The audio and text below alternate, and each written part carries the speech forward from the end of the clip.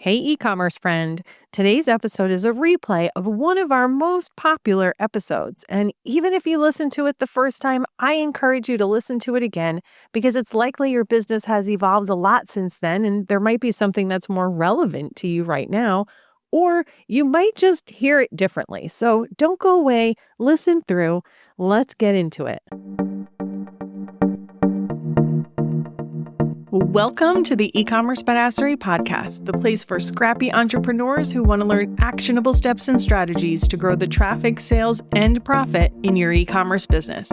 I'm your host, Jessica Totillo-Coster, a 20-year retail veteran and former brick-and-mortar boutique owner who spent 3 years as the only employee of a 7-figure online store. That shit was crazy.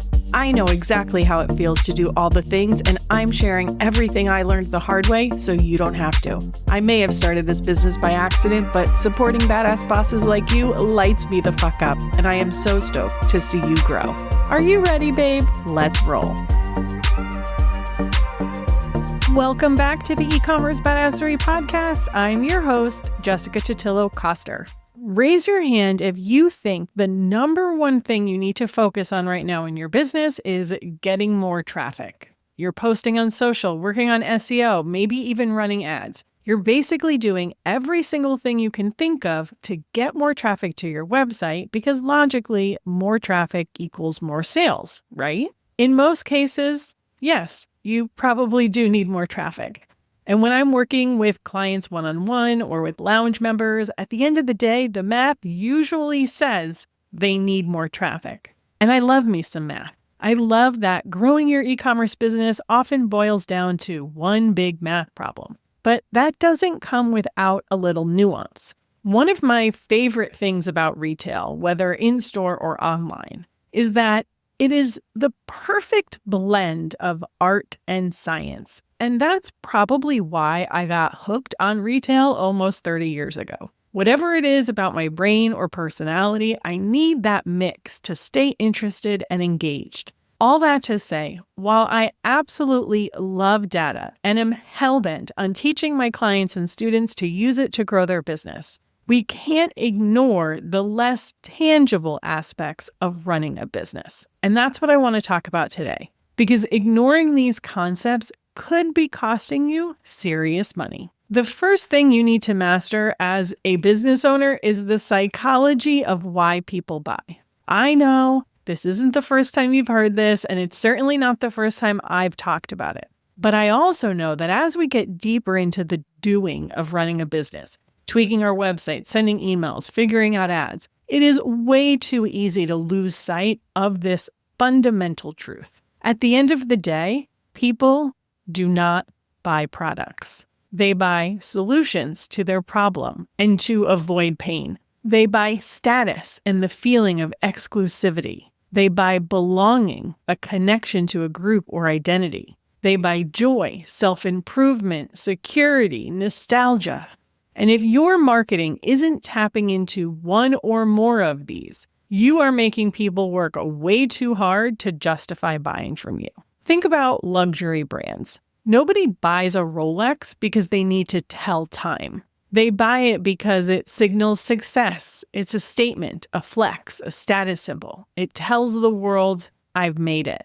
Nike doesn't just sell sneakers. Their entire brand is built on the idea that if you wear Nike, you're an athlete, you're driven, you push past your limits. They don't market their shoes, they market the mindset of a champion. And that's what separates brands that grow effortlessly from those that struggle. Because the businesses that thrive aren't just selling products, they're selling a transformation. And that's where a lot of small e-commerce businesses fall flat. They focus too much on the features, the materials, the sizing, the specs, and not enough on the feelings their products create. So if you want to make a better impression on your customers to increase conversion and keep your customers coming back, you need to start asking, what does my product help people become? What emotions does it trigger? What story is my brand telling customers about who they are when they buy from me? Because that's the secret to making your brand irresistible.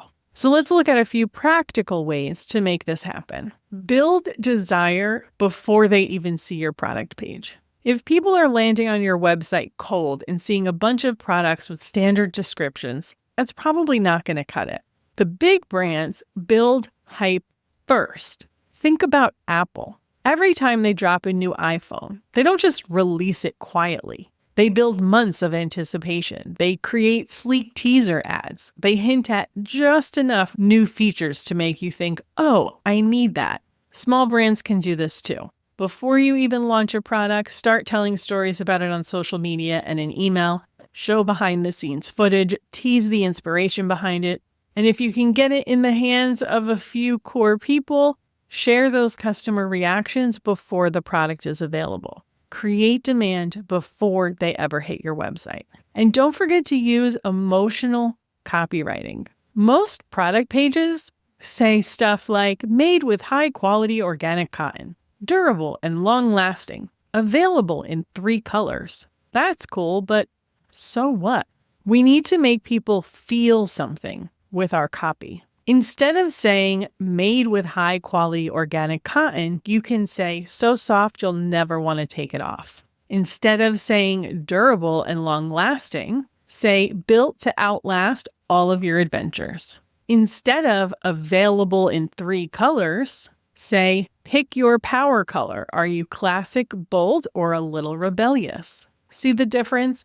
The first version, very functional. The second makes you imagine the experience of owning it. And leverage identity-based marketing. People don't just buy things because they like them. They buy things that reinforce who they believe they are. That's why people who love the outdoors are drawn to Patagonia, because it stands for environmental activism and sustainability. That's why Jeep owners don't just buy a car. They buy into a lifestyle of adventure and freedom. Owning a Jeep isn't just about having a vehicle. It's about being part of the Jeep community, the kind of person who takes the top off and heads off-road at a moment's notice. That's why they have a Jeep Wave, an actual unspoken rule where Jeep owners acknowledge each other on the road. It's not just a car, it's an identity. And my teenage boyfriend was a Jeep driver. That Wave is real. So what's the identity your brand is reinforcing?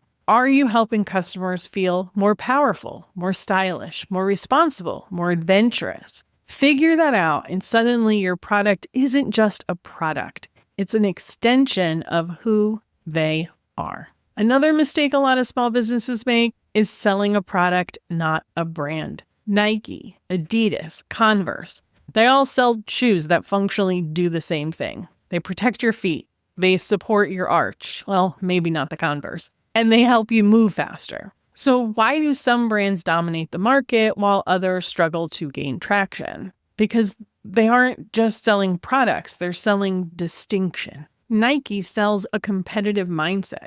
Adidas blends performance with culture. Converse sells self-expression and timeless cool. Each of these brands has a clear point of view that sets them apart. Now compare that to your business. Are you giving people a reason to choose you over everyone else?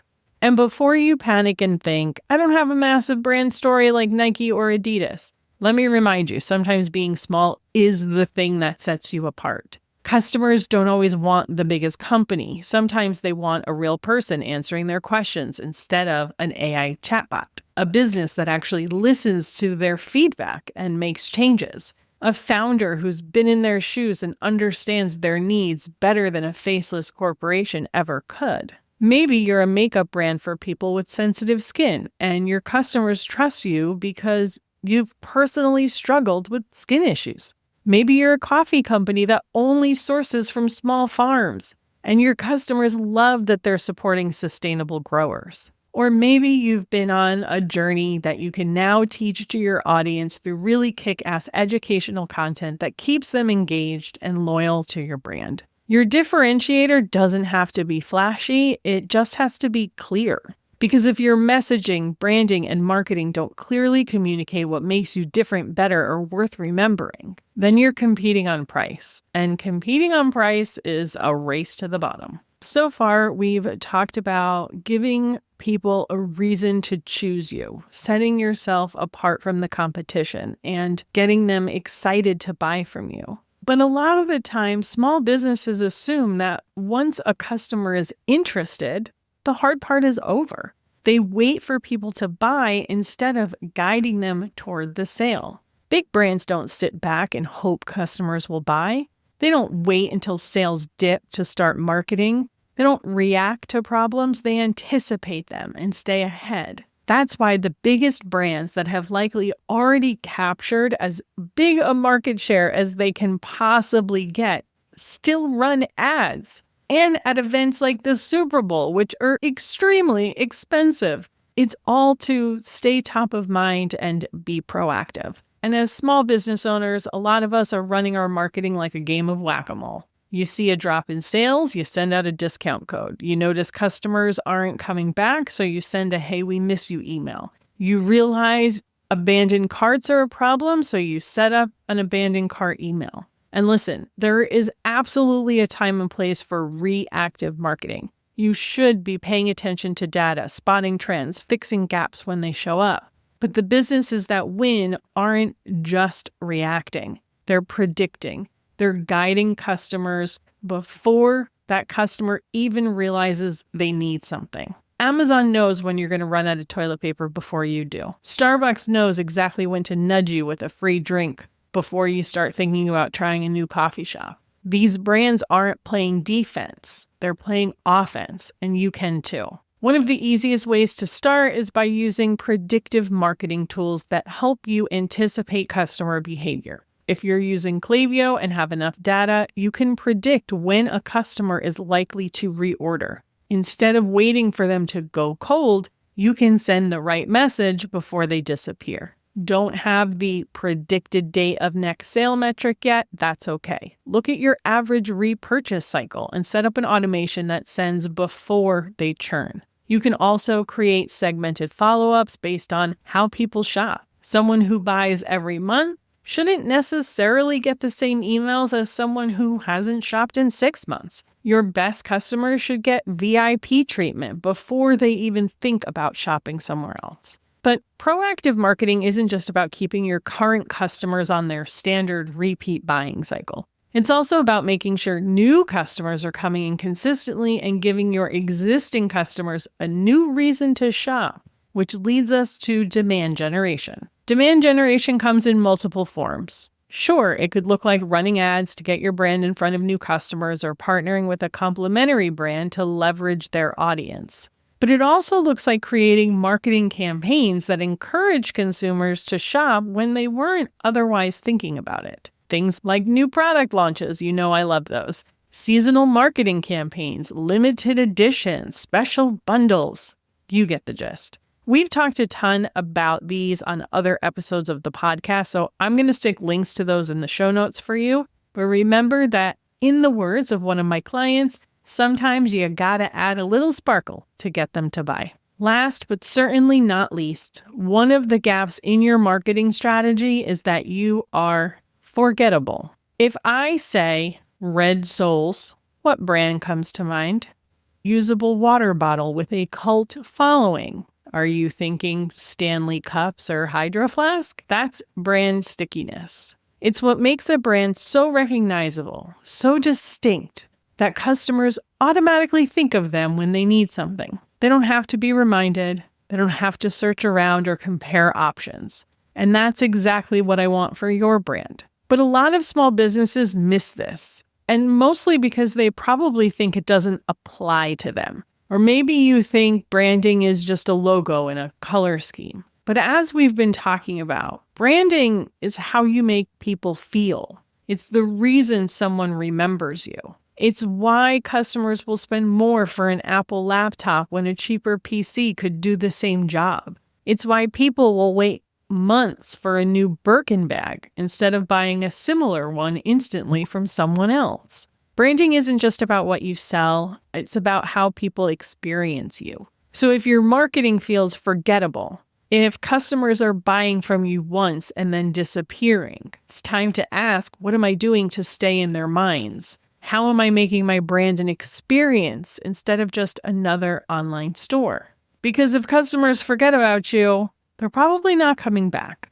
But you don't have to be a big brand to create brand stickiness. Instead of just selling products, think about how you can create rituals, habits, and exclusivity that keep your customers engaged. Sephora is a great example. Sephora customers get access to discounts, but only if they're part of the loyalty program. And the higher tier you are, the better the discount you get, the more sales you have access to, and the more perks.